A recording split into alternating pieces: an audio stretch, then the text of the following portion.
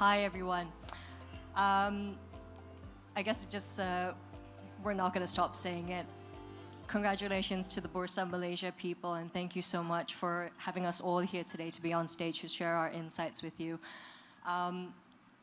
So much of my job is to go around to clients, financial institutions, corporates, policymakers, and to talk to them about the power of carbon markets and the role carbon pricing will play in the energy transition. Now, be it the voluntary carbon markets promoting carbon sinks, nature-based solutions, technological developments to suck out carbon from the air, or even just provide that much-needed revenue and financing to help those who actually do need to transition.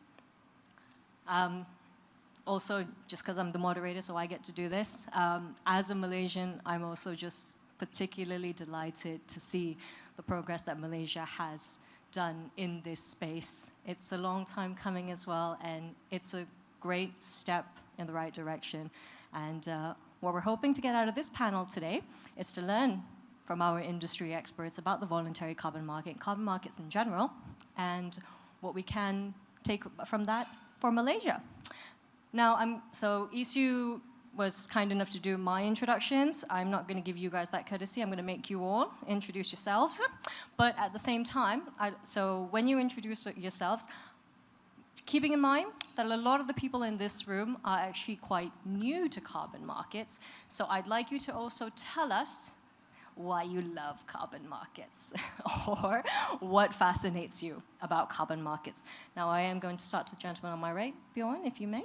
Excuse me, yeah, on my left, yeah. Sure, thank you, terima kasih. It's a pleasure to be here, and congratulations, Bursa, for this launch today. So my name is Björn van den. I'm the International Policy Advisor for IETA. IETA stands for the International Emissions Trading Association. We work on carbon markets across the world. And we recently launched our Asia-Pacific office in Singapore, and we are a business association with more than 300 members, also are coming from across the world, including Bursa and Petronas and some of our members here on the panel today. So we basically help the business to understand carbon markets, and we help governments to put in place effective regulation and frameworks to advance carbon markets. Why? Because we believe that market-based climate policy instruments, including both voluntary markets and compliance markets and Article 6 of the Paris Agreement, can help to provide capital where it's most effective in addressing the challenges we are facing.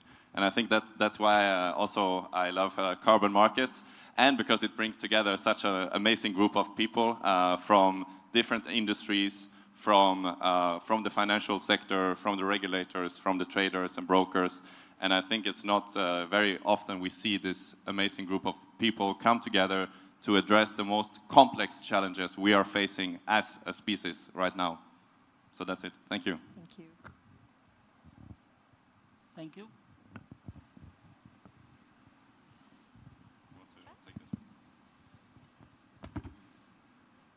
Thank you, Fauziya. Thank you, everyone. First of all, I would like to thank Bursa Malaysia for organizing this wonderful events. We can see lot of the people who are very fascinated and love these events. So I am Ashok Kumar. I am from Vera. I am a regional representative for Asia Pacific region, and we do a regional engagement for regional engagement team. And I'm here, like as we were talking about that the financial is very much required for, sorry? Yeah, so finance is required for, emission reductions project, and voluntary carbon market is one of the platform which can provide lot of finance for the voluntary carbon market. And for the human existence, we require the markets, so I'm here. Thank you. Thank you, Fauziya. Assalamualaikum warahmatullahi wabarakatuh. My name is Riza Swarga. I am the chairman of Indonesia Carbon Trade Association. I basically also a project owner and project developer. My first carbon project is Sumatra Marang Peatland project as you have known.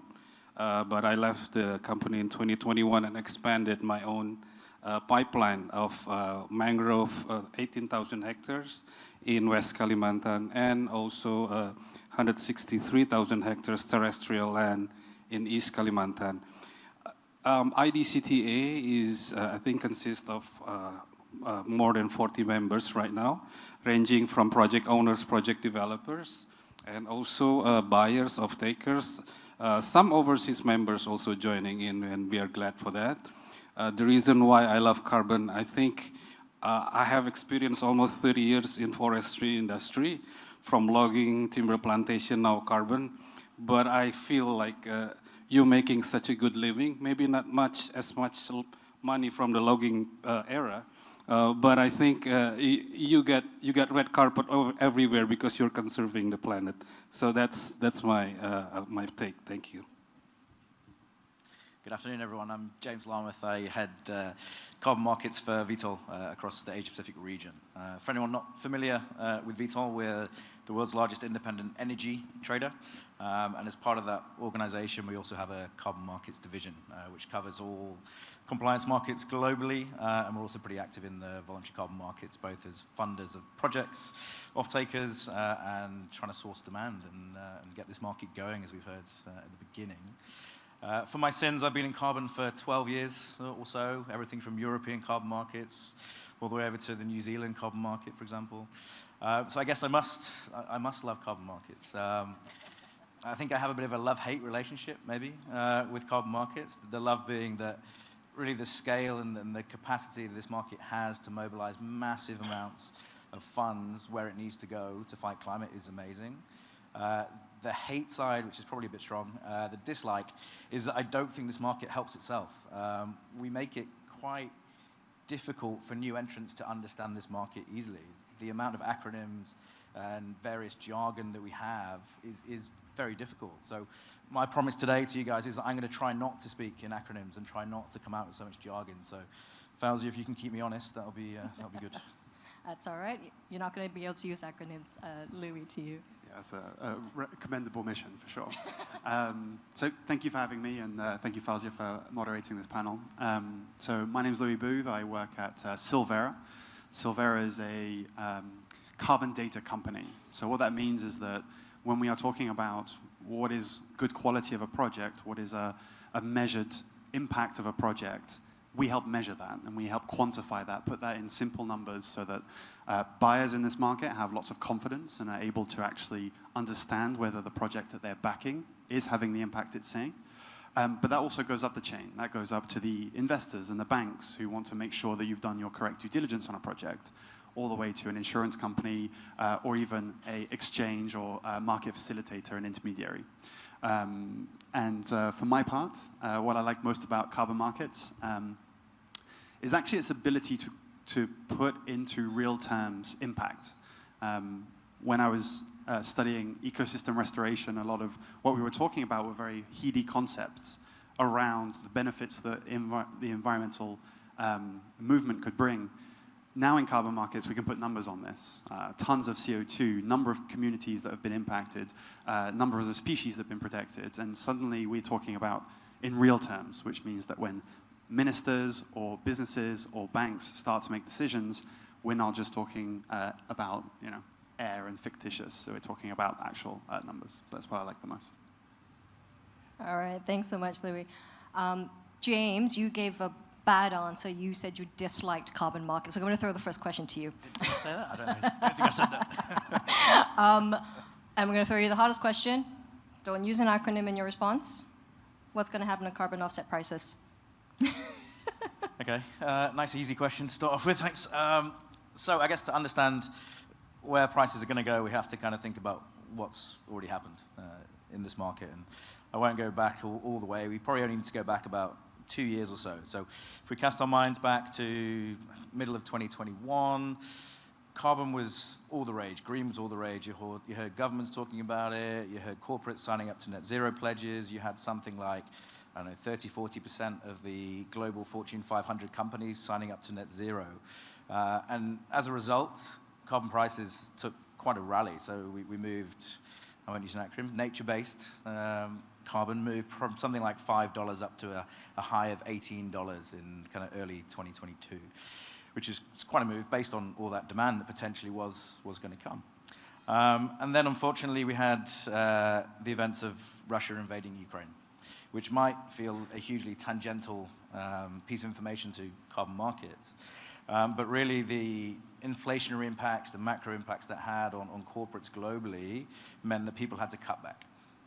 And the first thing that people cut back is anything they're doing voluntarily. They don't have to do this. They're not obliged to do that. So we saw a lot of corporates stop buying voluntary carbon at that point. And that started the trend of voluntary carbon pricing decreasing.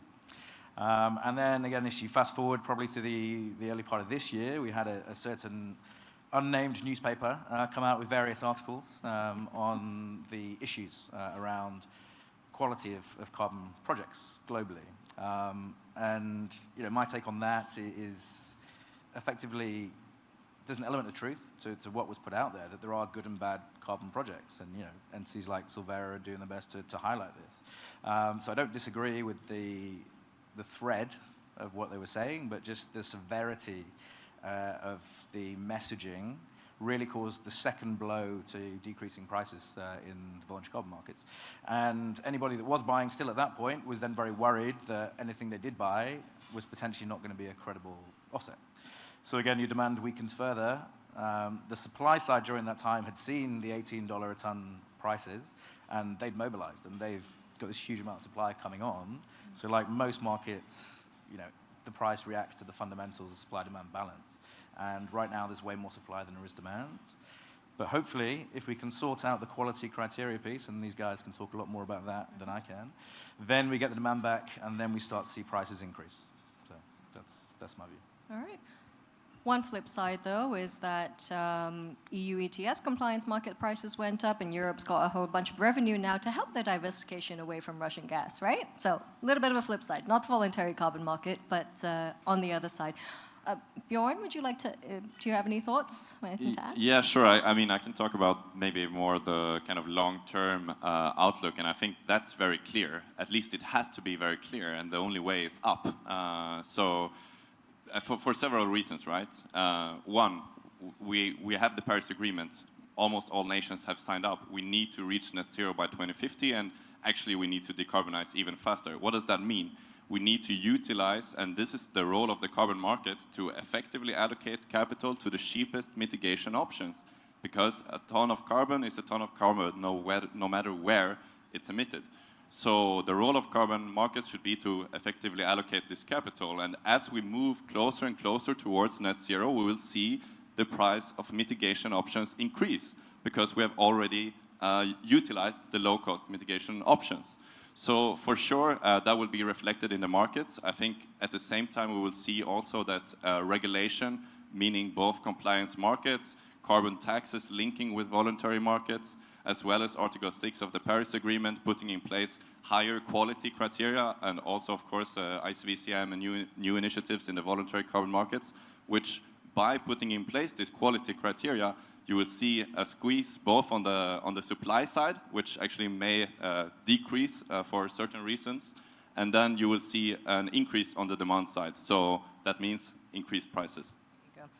You said ICVCM. You did not commit to not using acronyms, Sorry, but yes. that's all right.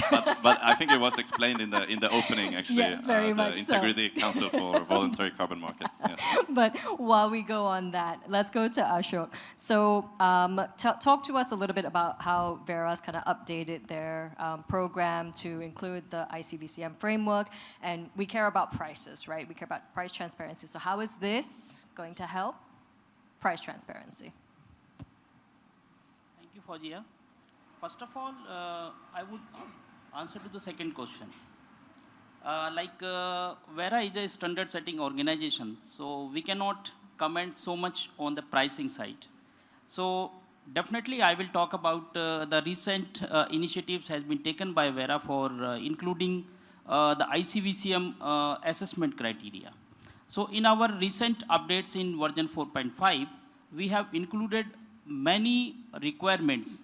However, we already having the same requirement from the previous versions in the standards, like initially we were asking the project developer to provide the sustainable development goals meeting by their projects. We were talking about how they are engaging the stakeholders, but now we have strengthened these process. Like we are asking the project developers for, the robust mechanism for the validation verification body. So that's why Vera has initiated the process for conducting the performance assessment of the validation verification body, and we will sanction them. So this is the new initiative we have taken. Second initiative we have taken for environmental and social safeguards. Like our standard is requiring more about the property right, gender equality, and the environmental ecosystem safeguards also. And we are also talking about the more on the double counting issues. No double counting, no double claiming, no double issuance. So these are the recent standard updates from Vera. Thank you. Great, great. While we're still on standards and frameworks, on standards and frameworks a little bit, let's go over to Louis. Maybe let's talk a little bit about how frameworks can help with integrity, and so that said newspapers, which is not the company I'm associated with, by the way, how we can improve integrity in the market then. I think the criticisms early in the market this year were based on research papers that looked at a handful of projects, anywhere between 10 and 20, based on the research paper that you looked at. And in each one of them, they caveated this is not a big enough sample size for us to tell for sure whether all projects are poor or good quality in the market.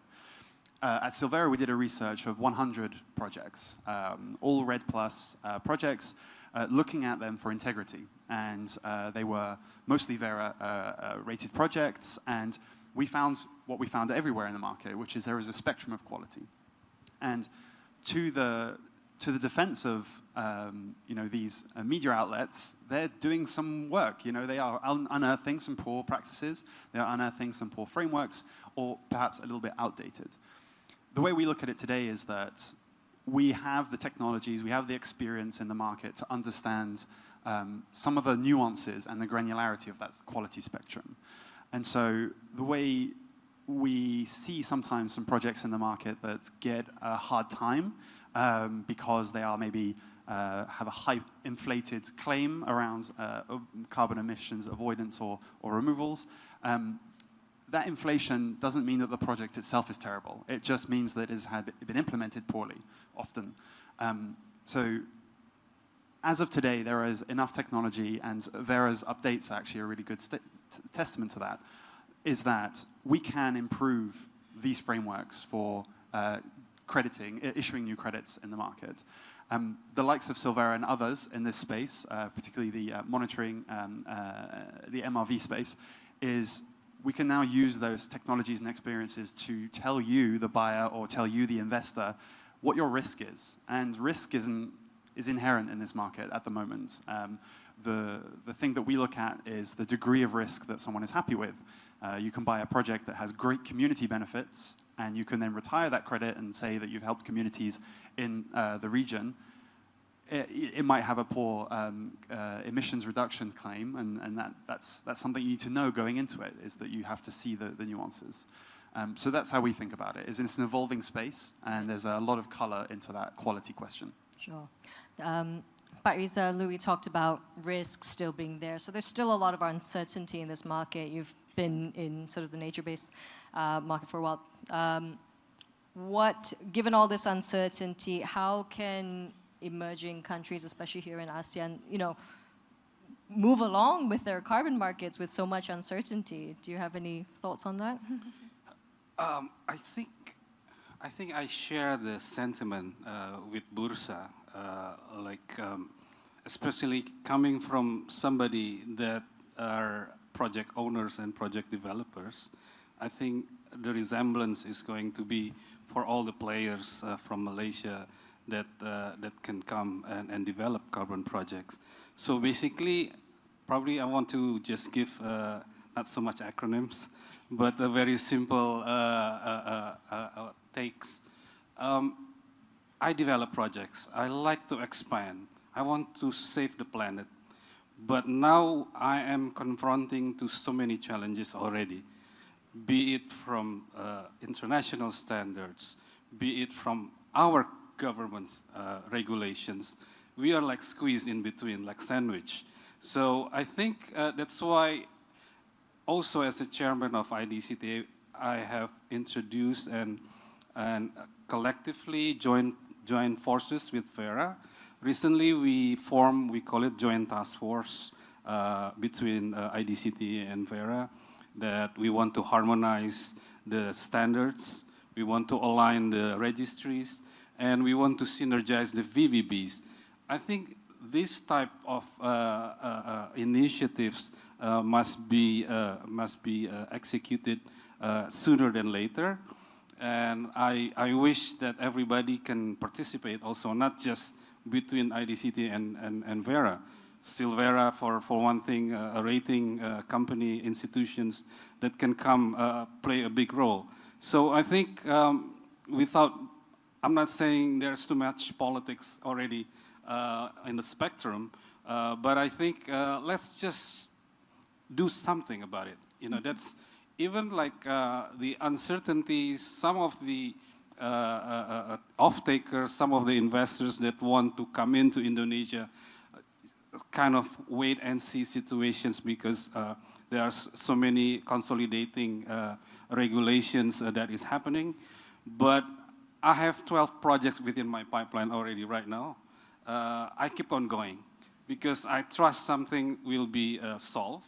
And I think we are here to save the planet, not just go for politics. You talked about politics and sort of the international pressure and regulations kind of squeezing you. Let's talk about this big upcoming, should we call it a clash or big convergence that might be awaiting us soon. Let's talk about Article 6 and how that's going to play out, or how that could play out. They're all scenarios at this point. How is that going to impact the voluntary carbon market? How are we going to start seeing potentially even a crossover with compliance carbon market? So I'm going to turn it first to Bjorn. What are you expecting? Are you going to COP, and are you going to enjoy it there or not? And what are you expecting after COP if there are going to be any Article 6 developments? Sure, thank you for those difficult questions. I think we have to see kind of backtrack also a little bit, Article 6, right? We had the rule book agreed at COP26 in Glasgow, but what the rule book did not do, for those of you who might not be Article 6 nerds, as I am, we follow all of the negotiations, and as AITA, we are kind of the business voice in those negotiations to try to make this framework acceptable for companies like yourself who wants to develop projects or who wants to engage in the market, right? So under Article 6.2, which is mainly the bilateral agreements, we already see it coming into place. Countries, they can form their own cooperative approaches. And Singapore, for example, here in the region, I think they've signed now 15 bilateral agreements with other countries, which basically will link their carbon tax with international carbon credits or offsets. And actually, they released the provisions for that yesterday. So we see that linkage is happening, right? Because the carbon tax is a compliance scheme in Singapore. It's not a compliance market, but it's a tax.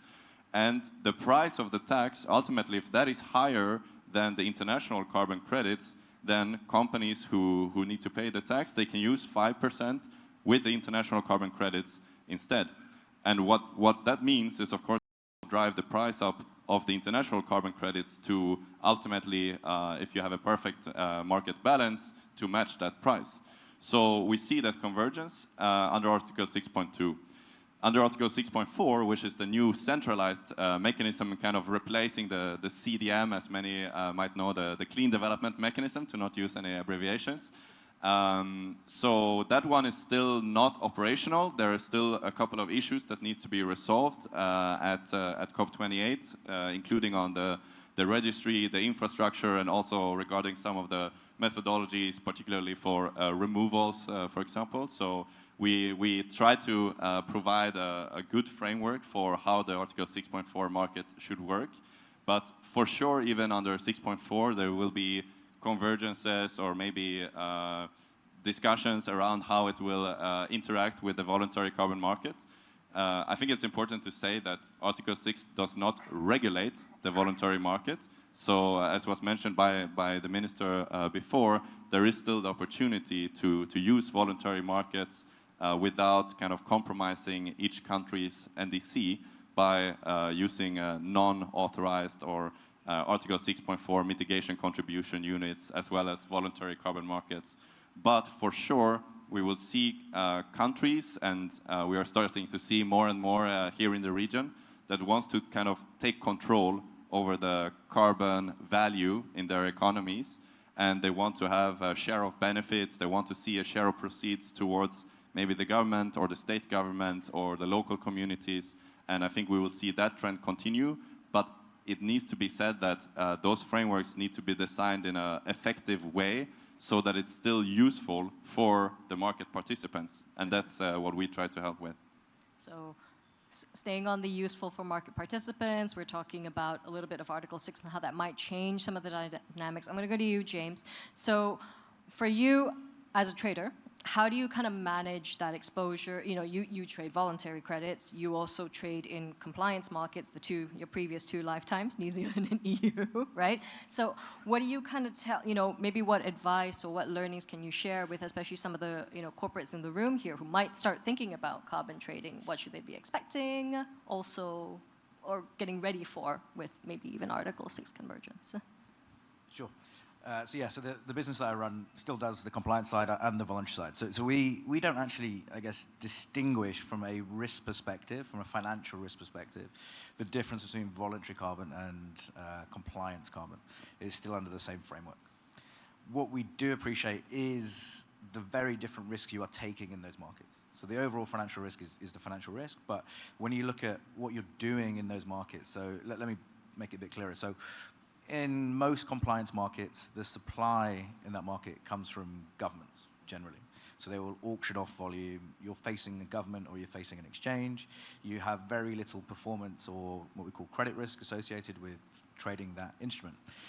In today's voluntary carbon market, generally, most of the transactions are over the counter, so OTC, so with a bilateral counterparty. And if you are buying units from a developer, normally they are a relatively small new company. And so you're taking on generally quite long-dated risk to a very small company. So we do look at that very differently to how we would look at, say, a compliance market supply.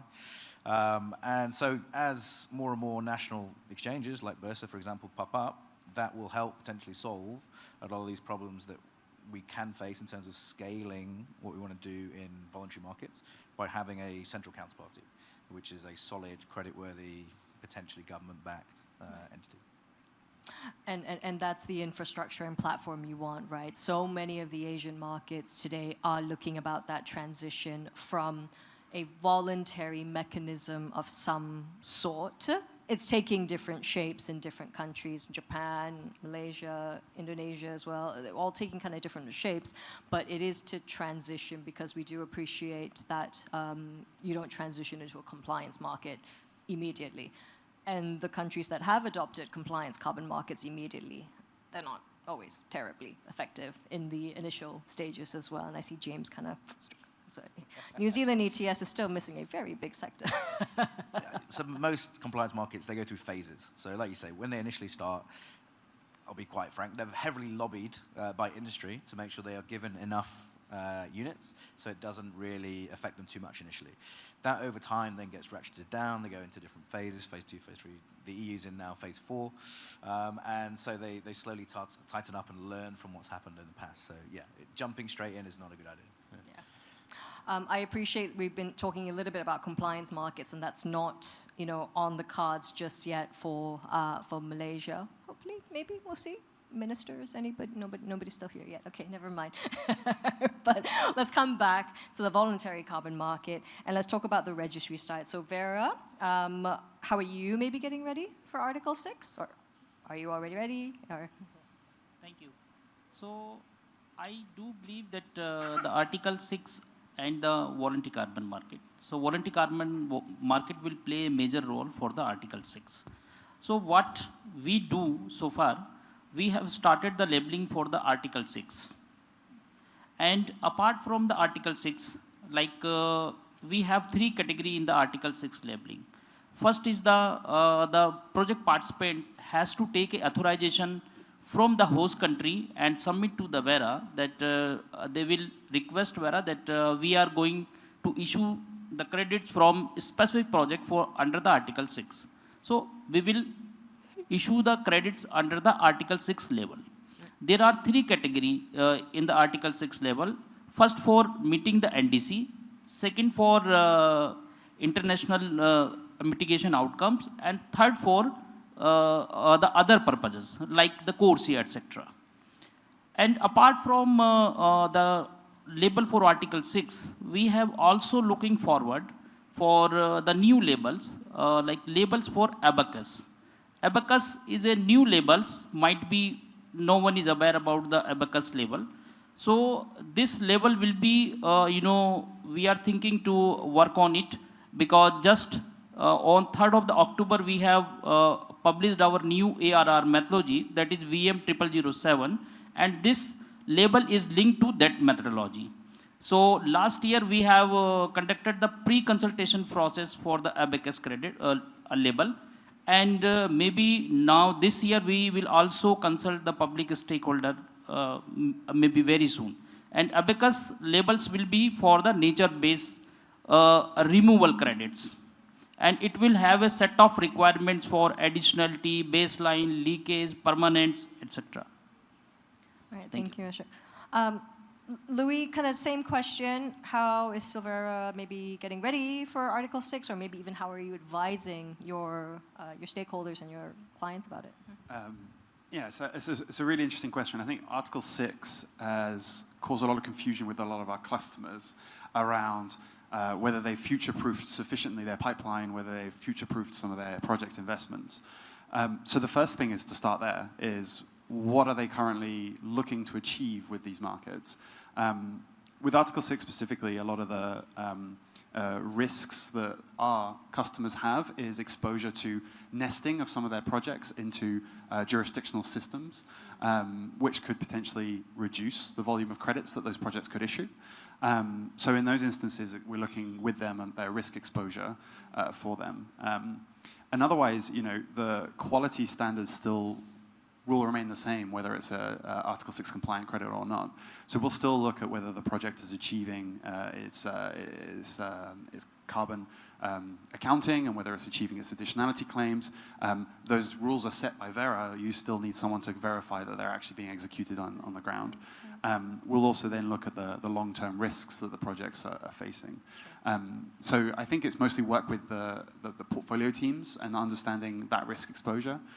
In terms of our ratings, we will eventually start to assess projects at a jurisdictional level if they are Article 6.2 jurisdictional credits, or continue the work we're doing on the quality assessments, whether they're Article 6 compliant or not. Right. That's really interesting that you talked about that nesting risk. So how do you advise them? What does the portfolio team do when they realize, oh, there might be this risk that it's like a... Yeah. Well, what they do then is a very subjective decision. So we'll look at the likelihood that the project will fall under a nesting system. So we'll look at the host country's readiness for implementation of a FRAIL, so a national baseline. We'll look at the host country's stability and its appetite for supporting some of these project developers, because not only will the investors get caught out, but the developers could too as well. So what they do really depends. Some have decided that for them that is a risk that is too far for future investments.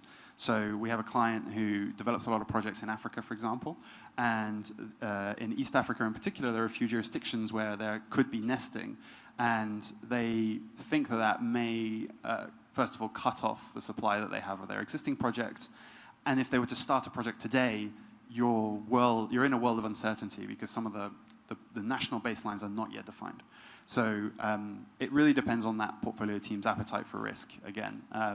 And we see both cases. Some avoid completely, and others think, actually, once my project's nested, it's pretty safe in that country where there is a sort of recognition that it is an important asset that will continue to be utilized. So particularly for the investors, that's sometimes a little bit something they want to do. So just like the question around setting up your own carbon desk, I think just understand your market, understand your appetite for risk, and then we will then give you the data, and then you decide for yourself what you do. Great, thanks. So we talked a lot about sort of the global trends that might be coming. We're going to bring it closer to home now. Let's talk a little bit more about ASEAN. So, Pak over to you. Indonesia's carbon markets journey, long time in the making, regulations kind of set up as early as 2017 for carbon pricing, carbon tax. We've got the IDX exchange that was just opened up as well. Let's just start broadly. Learnings from Indonesia's journey in carbon markets, and what can newer carbon markets in the regions learn? I think, it's good that you are bringing everything on the high level first, Fauzia, and then tone it down to the regional. So I appreciate that. Well, I think, again, it's the same sentiment. Bursa and Indonesia Carbon Exchange that just recently launched. We had a very good first day with the auction, and I think for the renewable credits, it was reached up to, I think, a little bit more than $5 per ton, which is, I think, quite a double than the expected price. But after that, there's no transactions. So it is same thing like Bursa was sentimentally told the audience this morning, earlier this afternoon, that I think there's got to be a gap that we need to work together. And as much as you're asking about Article 6 and how ready Vera and all of my good colleagues on the panel said, but I think there's still a gap between host countries or sovereign countries with all of these voluntary players. I think there's got to be some, not just communication, but there's got to be some cooperation. Maybe Vera should work together with Malaysian government, for example, and I think initiated all the ideas and all the base common ground of standards and improvements and high integrity that want to deliver to the products of the carbon credits in the next meeting of COP28. Because I think from my experience and attending COPs, it's all government events. And all of us like on the sideline as an observers, I think there's got to be something that we need to communicate with each other. So I like the idea of having so-called ASEAN registry maybe someday. I think that is also what Dr. Wainey and also have a communication and discussion with me earlier before I arrive here. So I think that is also a good way of doing it. This is what I'm doing with Vera. I want to align Indonesian registry system, national registry system with Vera, because I think we are going to see, like Bjorn said, it's going to be more and more national registry everywhere.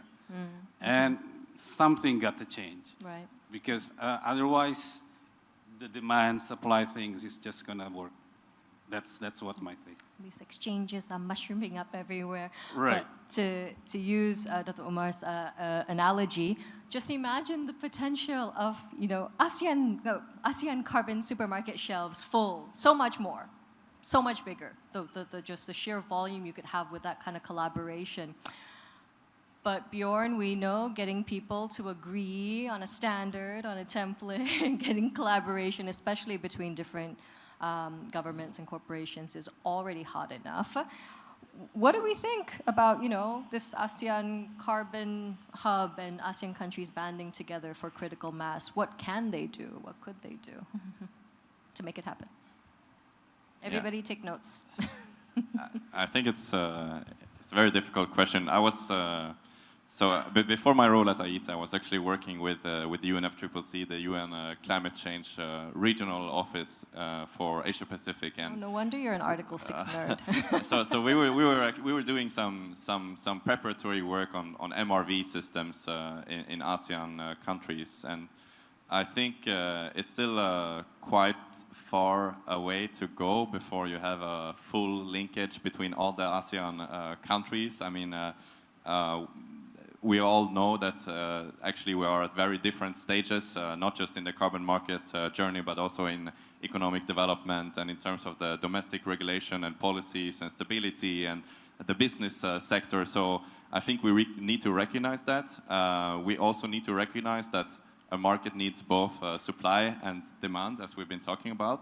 And I think demand was of course, some of it will and already is coming from international buyers. We also need to look at the domestic demand. And I think for that, we likely will need more regulation.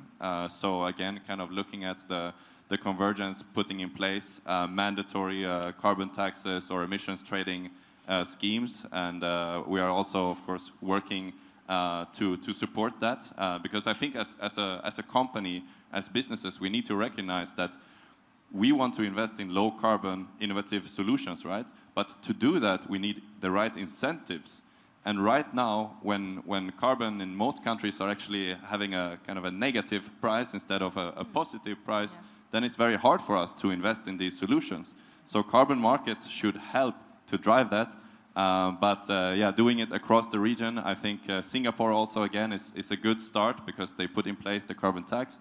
And now they are signing these agreements with many countries in the region.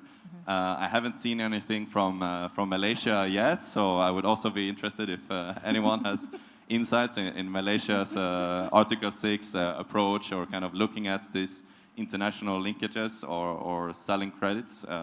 I think that's where we need to head. Bjorn wants the tax. I want the ETS for Malaysia. So. Yes, of course. ETS is much better because again you will have the capital allocation right. to the most effective mitigation activities. You talked about measuring, reporting, and verification of emissions, and that's a data thing, right? If you don't have the infrastructure or even, let's call it technical know-how to be able to do that properly locally, it's very hard for you to even think about working together with others and standardizing that stuff. Louis, I'm going to go to you because Silvera can help clients get into this carbon space now, and you're all about data, right? So how can you help investors, your customers in this region to get in? Yeah, I think it's on the buyer side, it's just about trust, quite simply. I mean, it all begins and ends with that.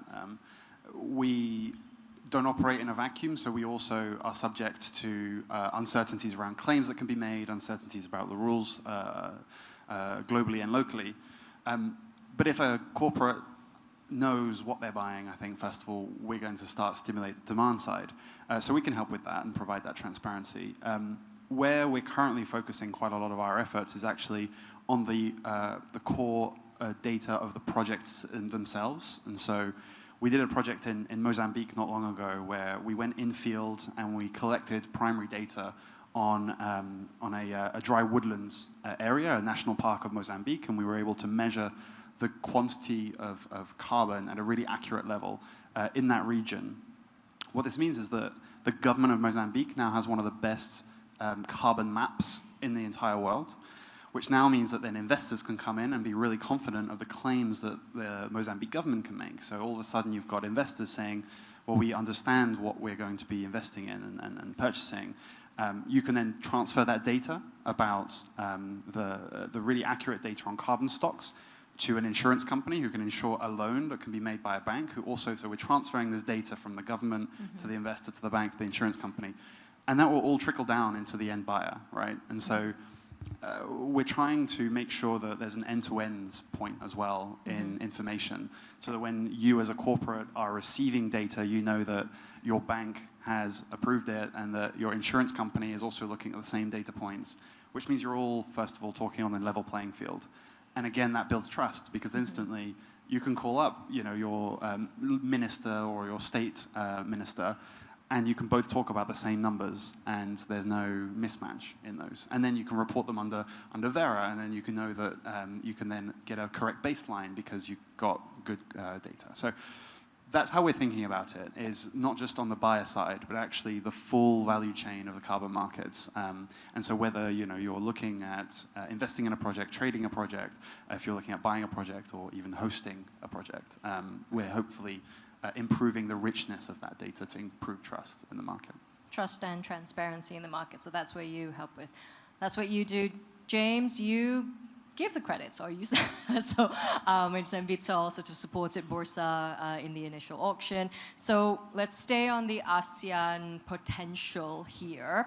As a trader, somebody who helps kind of grow that market and really drum up that enthusiasm amongst the community, what do you want to see in ASEAN? What can they do to kind of give you a little bit more work for yourself? Yeah, we're not busy enough already. So I think we've covered a lot of it in the previous discussion. It's basically about so many more national frameworks are appearing in ASEAN, which is great. And with that will come demand. It's not going to come overnight. The calls at the beginning for corporates to do more, it will come, but when they actually get mandated and say you have to come, then they have no choice. So for me, that is when demand really does start to turn up. And you mentioned a few of the recent schemes. So Japan, for example, in a very Japanese context, is a voluntary market, but the government suggesting to corporates in Japan that they should be doing something will have a meaningful impact. So we'll start to see that from next year. But for me, very selfishly speaking, but also from anyone looking at developing projects, if we have an ASEAN market where one credit, say one of Parisa's credits, is fungible into multiple markets, that just allows a big optimization play on basically generating as much cash flow as you can to then invest more in other projects going forward. So I see a world probably it's going to take 4 or 5 years minimum, I think, to get to a world where we have a handful of active, deep liquidity pooled markets. This is my vision, my dream, in this region. And I think Bursa taking this step, and Malaysia looking at putting in place various regulatory implementations in the future potentially could be great for the market. Yeah, so you want to be invited in 4 or 5 years' time to the same Bursa Carbon event to be on a panel about ASEAN's potential when it actually kicks up. Yeah, we don't have to wait 4 or 5 years to invite me back, but yeah. Thanks so much.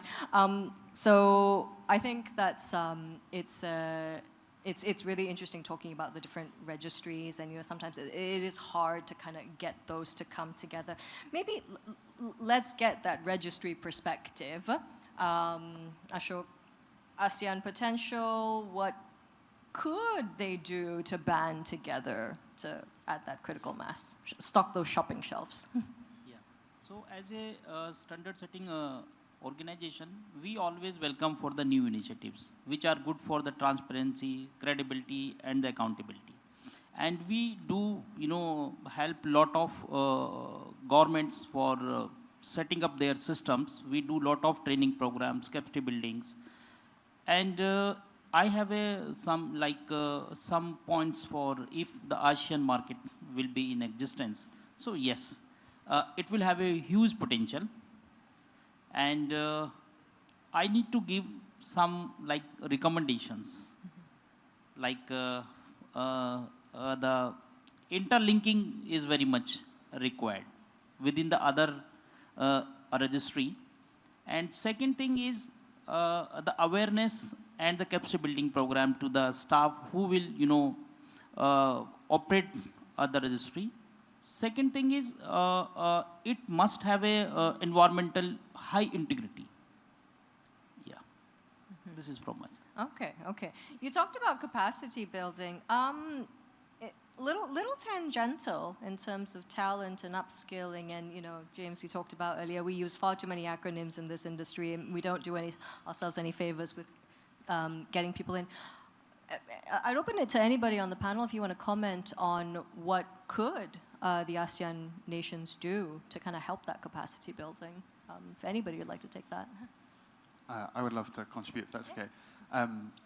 at Silvera, we've only been around for 3 years. So it's a young company, but we've already hired close to 200 people.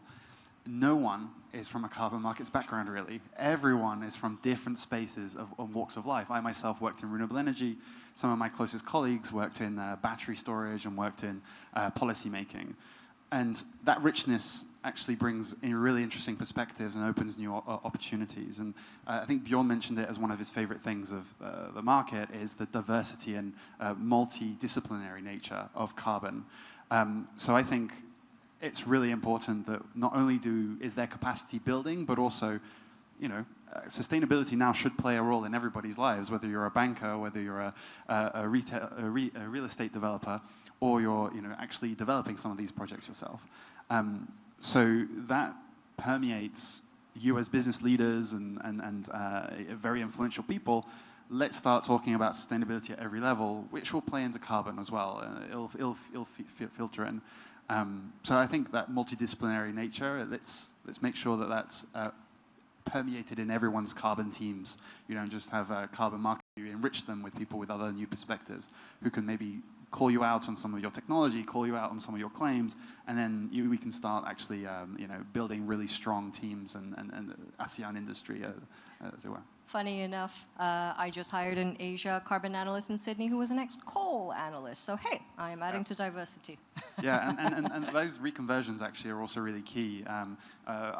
We'll also we've also hired a lot of people from natural resources companies, and they have technical knowledge that you'd never get from people who have worked in IT or who worked in, you know, postgrads in carbon. You know, you need people who have got field experience for sure. If I can add to that also, I mean, just as AITA and actually what Bursa is doing here, right, is to bring together also the different parts of the market, because I think as a project developer, you're not necessarily so much understand or are in touch with kind of the trader perspective, and then you need the analyst perspective, and then you need the regulator's perspective, right? So what we do also, like through our working groups and through our meetings all the time, is to bring the industry together to understand each other. And actually we have so much capacity that we can help each other build that capacity, and then we can help also to inform kind of the regulators on how effective regulation looks like, and then putting in place the frameworks for the market to thrive. So also just one note, in Singapore actually the government is looking into, and we are part of that, setting up university courses together with the National University of Singapore and National Technical University on carbon markets, so specifically targeted for carbon market professionals. And maybe this is something to be replicated here, at least seeing the market grow, because we need to build the talent from the ground up, and we can only do so much. Let's do a little, oh, sorry. You went ahead. From a standard setting organization, we do believe that capacity building is required just because of like whatever projects we are receiving, it must have a high quality. This is my submission. Yeah, I think this is a very interesting part. I think we have to admit that carbon players are basically startups. I can say that. Maybe they're not startups, are maybe James from Vitol or from Bloomberg, such as yourself. All of other are the startups. But I think we have made quite a leapfrog action because the nature of our projects are very transparent, basically. So I think, and like James said, the difficult part is dealing with these startups to get their products be displayed on the market. But I think now we have to think that way, if I can say. So even Vera, to be honest, also startups. Silvera also it's not like Standard & Poor's, but I think they're doing a very good job. Like in 3 years already 200 manpower employees. I think that's excellent. So I think the way we approach and the discussions for the next COP28, the come together, the alignment, I think maybe Vera also with a sovereign country needs to work together for the future, not just for individual or regional interests, but for the future. We talked about the diversity, and I want to do a very quick social experiment before we actually wrap up and hopefully have a little bit of time for audience Q&A if there is any. Everybody in the audience, if you're a project developer, put up your hands, please. Oh, come on, I'm sure there's some of you here. Project developers. Carbon, why are you here today? Because you're a project developer, you want to make credits? Yeah? Okay. Who is on the financial side and wants to make money from credits? You guys always want to make money, I know. A lot of people didn't raise their hands. What are you doing here? Okay. Buyers. Okay, how many here people want to understand the carbon markets because it's part of your decarbonization strategy? You want to buy offset as part of your portfolio. Okay, here we go. There you go.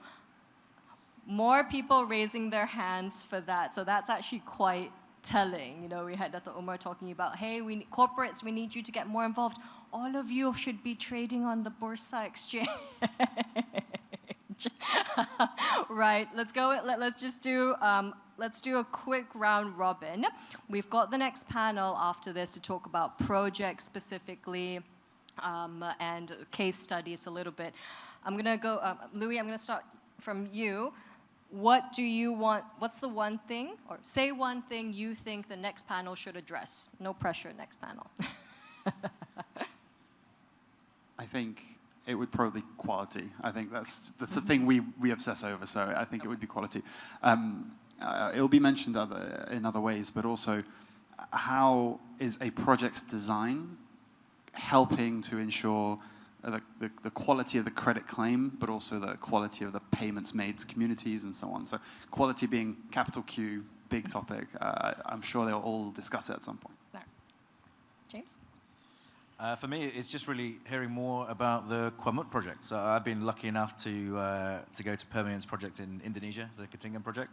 And for anyone that ever gets the opportunity to go and visit a carbon project, it's hugely powerful. And it really makes it real, right? We talk about carbon pricing, it's a screen, you press a button, you know, burst millage, la la. It's great, but when you go and see it and you see the impact that it's having, it becomes really real. So I'm quite excited to hear more about Quamut and how it's progressed over the last few years.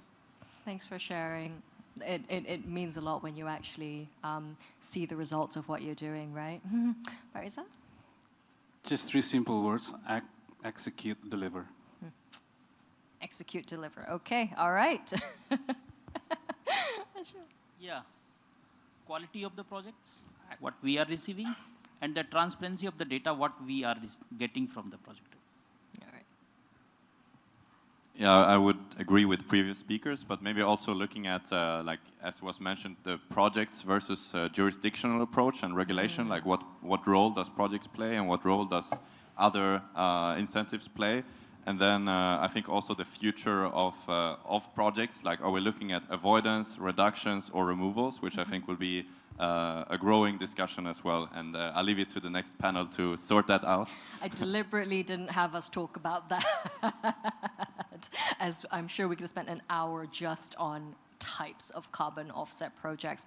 So everybody, we had a really rich discussion, and I've learned a lot, and hopefully many of you in the room have as well. We talked about everything from back in the day, what happens, what are the price drivers. We talked about the frameworks and how we do need to be nimble, and we're all learning here in carbon markets. We talked about ASEAN cooperation and capacity building and what we need to look for in future projects. That does leave us with a bit of time for audience Q&A. About 8 minutes. Okay, all right. That's not what it says there, but okay. All right. We will open the floor for questions. Please just state who you want to actually direct the question to as well, if you can. I assume somebody is going around with a mic for you. So, okay, yes. There are mics in the middle as well. Yeah. Testing. Okay. My name is Rehan. Sorry, I need to stand out first. Right. My name is Rehan. I'm from MSQ Engineering and Solutions. I'm also one of the carbon credit consultants. We are a Malaysian company, but we do carbon credits overseas. All right, so I have 3 questions. Can you pick your favorite one first? The favorite one first, all Yes, right. one question first. Okay, for Mr. James, I think because you have more experience on carbon credit trading, right? So we know that Malaysia already just in borderline of ESG standard initiative.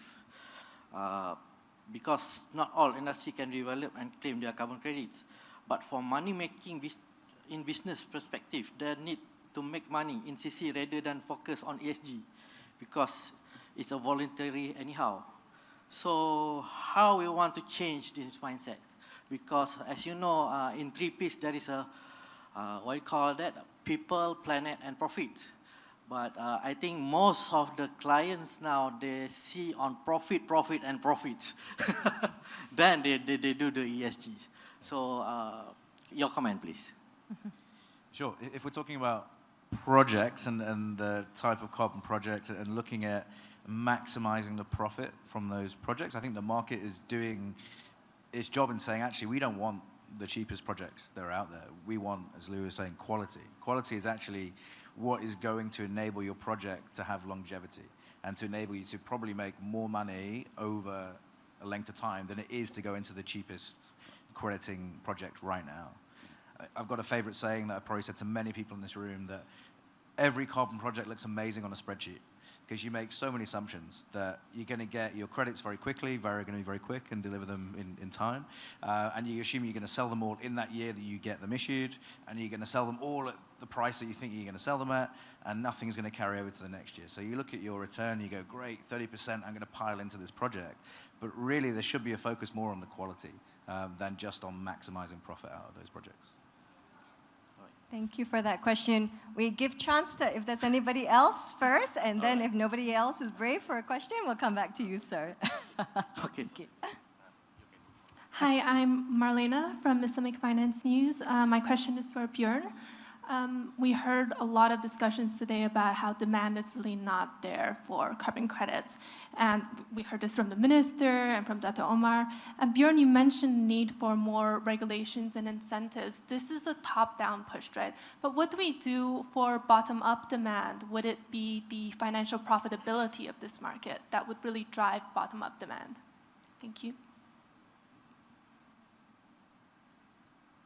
Yes, I see several parts that can help to drive this bottom-up demand, right? Because as a corporation, you have many stakeholders. You have your clients, you have your employees, you have your investors, and actually the drive can come from all of those in addition to, of course, the regulation, right? So regulation is only one part, but all of us are employees probably in one company. So we can try to push internally for our company to set kind of net zero targets or carbon neutrality targets, and to achieve them by both reducing our own emissions and by offsetting the residual emissions that we have. That is one. It's the same as clients. We are clients, all of us, we are buying from companies every single day.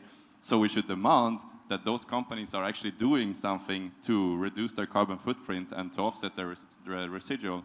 And from the investors, I think it's coming more and more, especially for the listed companies that now in more and more jurisdictions also has to disclose their GHG footprint. When you start disclosing that I have a lot of emissions, you also want to say, what am I doing about those emissions, right? So that's when we will see companies really taking action from kind of the bottom-up approach. But I think we need both at the same time. That's when we drive real action in the speed and the scale that is required.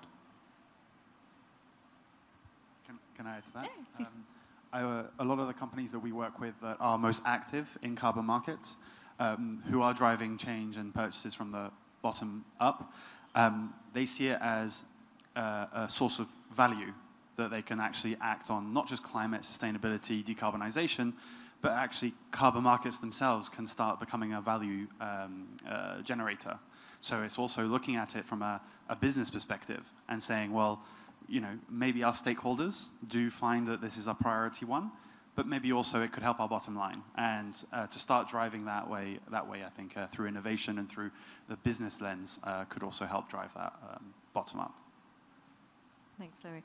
I think we have time for one or two more questions, if anybody else has. One more over there. Man frantically waving. We see you. Don't worry, sir. Good evening. I'm Halim Wahab from Sisma Water Technology.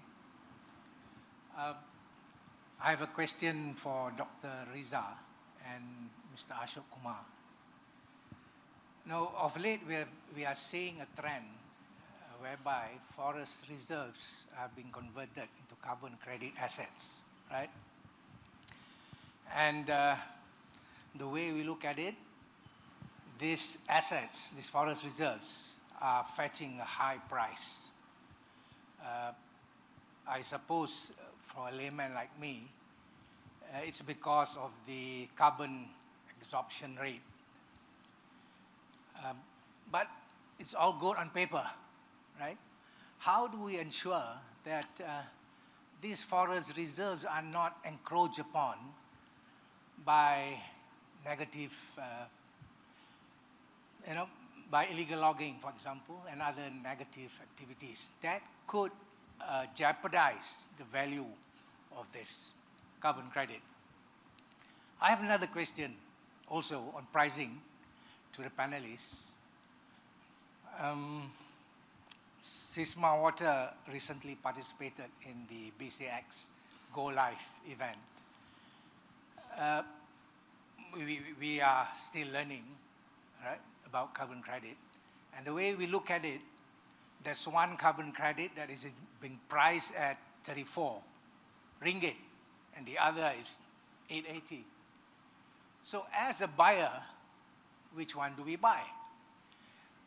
To me, the way I look at it is all carbon credits are equal, 1 kg of absorption of CO2, right?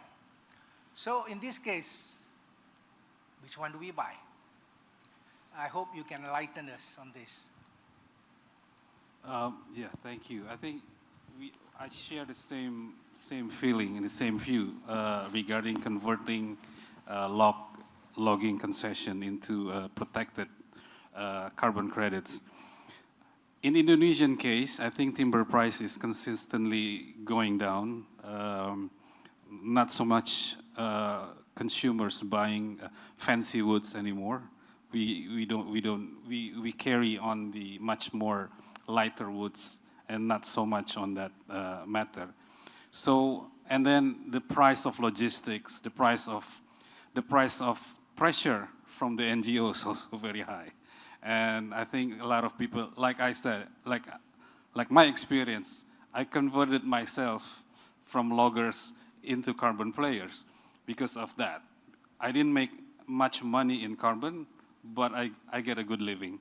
So I think the question is then, this is what we need.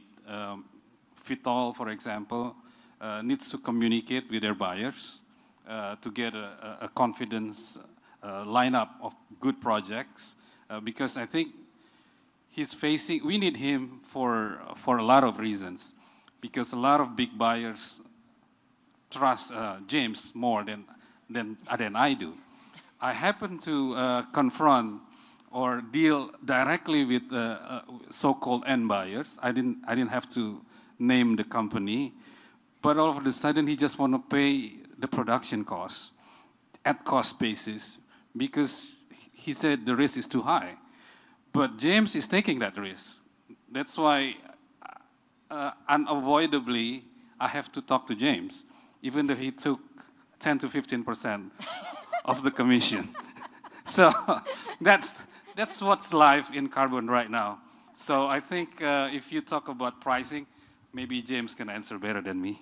It's okay, Pak Riza. You say you still make good living even though James took that much. It's fine. On the pricing very quickly, you kind of touched on it. That different projects have very different cost bases. So if you look at some of the technology-based offsets, they have a relatively low cost base, and therefore selling it at the $5, whatever it was, US equivalent is okay. Some of the nature-based side of things is a lot more.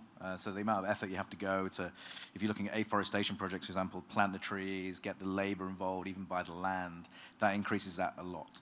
But then equally, you also look at what we call the co-benefits related to the project. So it's not just the carbon that some people are paying for. They're actually paying for the impacts they have on socio-economic development, et cetera, in the area. So there's varying elements that make a differing price for offsets. I think on that note, just how do you price subjectivity, right? How do you price taste, right? It's something that I think the carbon market is still thinking about, and it takes some time to come up with the terminology, the framework, and the wording around how do you price something like that. But that's the topic of the panel for next year's Bursa Carbon Exchange. With that, I want to thank all of the audience for their questions, and most importantly to my panelists, Bjorn, Ashok, Pariza, James, and Louis. Thank you so much for sharing your insights. I'm delighted to have been here on the panel and been able to moderate this session.